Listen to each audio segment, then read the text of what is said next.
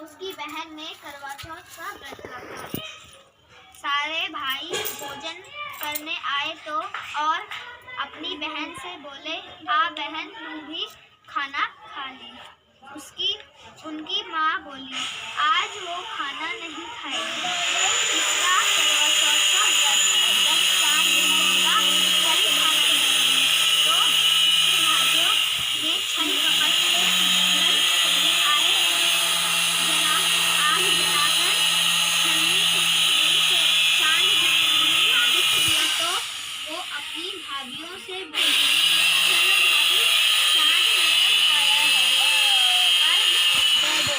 तो उसकी भाभी बोली, ये तो तेरा चांद नहीं निकला है, हमारा तो रात को निकलेगा। यह सुनकर भाइयों के कहने से उसने चांद को अर्घ दे दिया और खाने बैठ गए। पहला टुकड़ा तोड़ा, बाल निकला, दूसरा टुकड़ा तोड़ा, छींक मारी, तीसरा टुकड़ा तोड़ा तो राजा के घर से बुलावा आ गया कि राजा का लड़का बीमार है, जल्दी भेजो। माँ ने लड़की के पहनने के लिए 3 बार संदूक खोला, तीनों बार सफेद कपड़े निकले।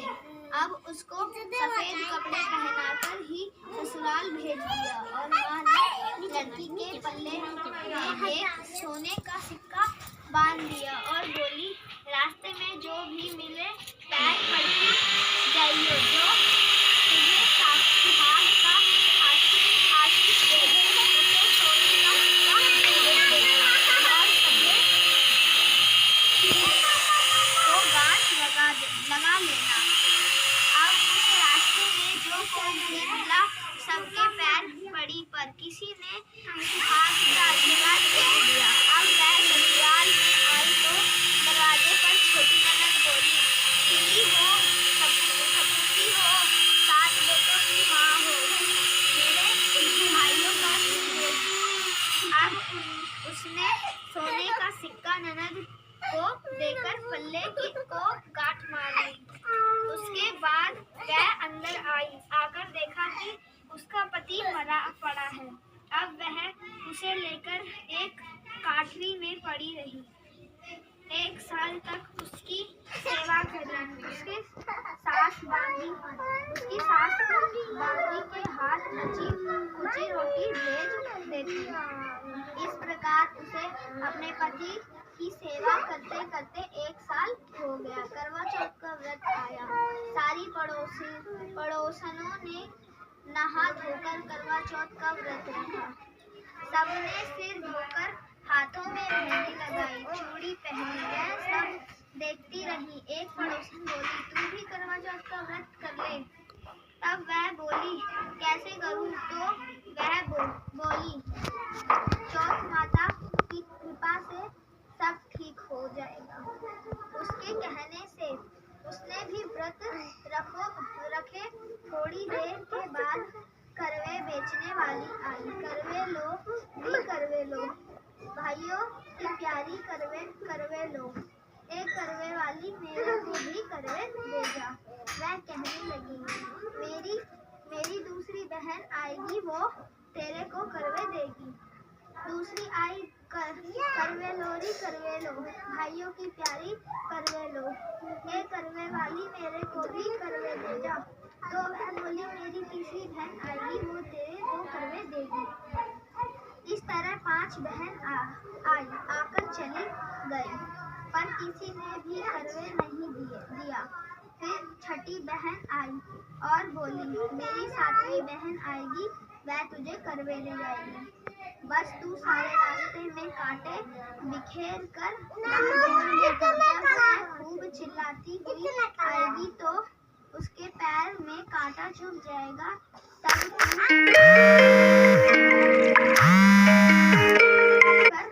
छोड़ना मत और उसके पैर का कांटा निकाल देना, तो वह तेरे को आशीर्वाद देगी। भाई जिया साई, तब वह तुझे आशीर्वाद देगी।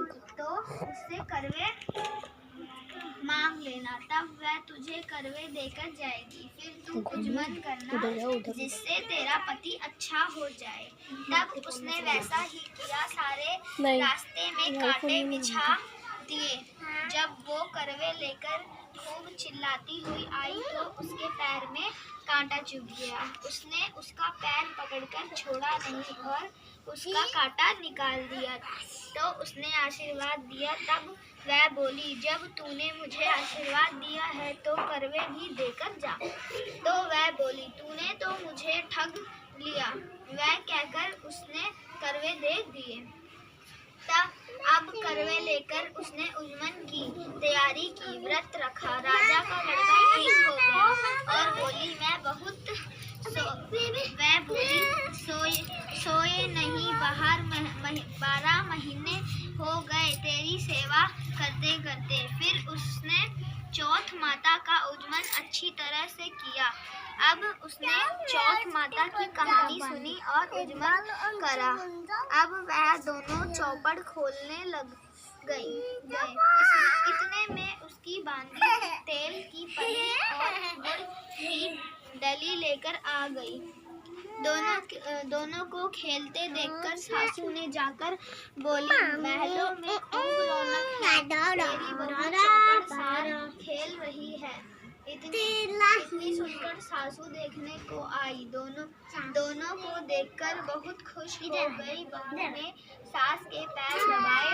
सासू बोली, वह सच बता, तूने क्या किया। उसने सारा हाल अपनी सासू को बताया। तो राजा ने शहर में ढिंढोरा पिटवाया कि अपने पति को जीवन की सुरक्षा के लिए सब बहनें करवा चौथ का व्रत रखें। पहले करवे रोक दिए मैंने जाकर उजमन करें।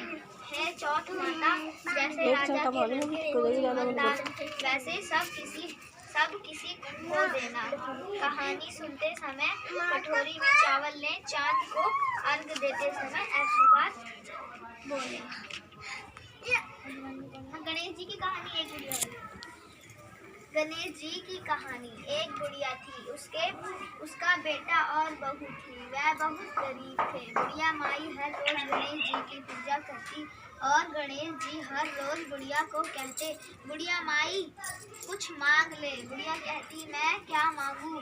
तो गणेश जी बोले, अपनी बेटी से पूछ ले। तो बेटा बोला, माँ धन मांग ले।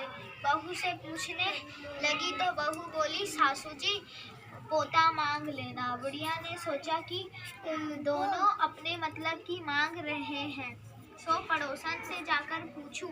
वह पड़ोसन से जाकर बोली कि गणेश जी मेरे को बोले कुछ मांग ले। तो पड़ोसन बोली, पगली क्यों तो धन मांगे, क्यों पोता मांगे, थोड़े दिन की जिंदगी है, अपनी सुंदर काया मांग ले।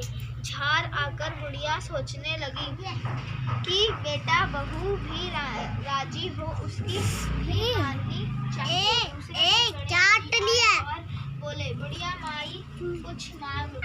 बुढ़िया ने कहा, मुझे सुंदर काया दे, सोने के कटोरे में पोते की दूध पीता देखूं, अमर सुहागन दे, निरोगी काया दे, भाई दे, भतीजे दे, सारा परिवार दे, सुख दे, मोक्ष दे।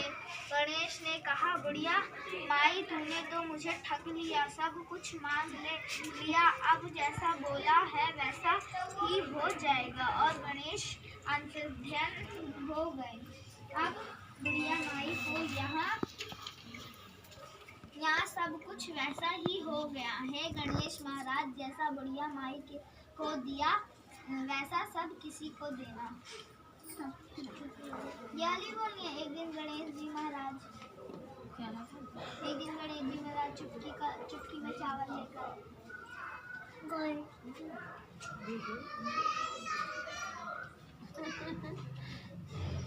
उसके बाद क्या है? बाकी तो हम